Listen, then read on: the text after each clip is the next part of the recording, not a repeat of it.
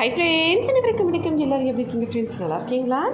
உளுத்தம்பருப்பை அரைச்சிட்டு ஒரு சில டைமில் நம்ம மிக்சியில் ஸ்டோர் பண்ணுவோம். அப்படி வச்சோம்னா ஸ்மெல்லு வேறு மாதிரி வரும். அந்த மாதிரி ஸ்மெல்லு வராமல் இருக்கிறதுக்கு நம்ம உளுத்தம்பருப்பை அரைக்கும் போது கோல்டு வாட்டர் யூஸ் பண்ணி அரைச்சோம்னா அந்த ஸ்மெல்லு வராமல் இருக்கும்.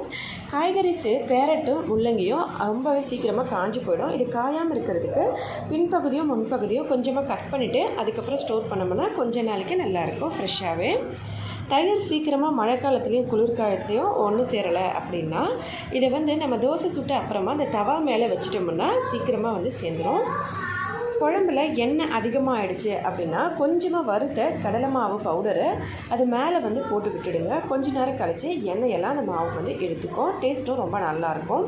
காஃபி பவுடர்ஸ் ரொம்ப சீக்கிரமாக கெட்டு போகுது அப்படின்னா கொஞ்சமாக அரிசி எடுத்து அரிசி இருக்கிற அந்த கவரில் நம்ம அதுக்குள்ளே காஃபி பவுடர் வச்சு ஸ்டோர் பண்ணிட்டோம்னா ரொம்ப நாளைக்கு கெடாமல் இருக்கும். வீடியோ பிடிச்சிருந்தால் லைக் பண்ணி ஷேர் பண்ணி சப்ஸ்கிரைப் பண்ணிங்க. நன்றி.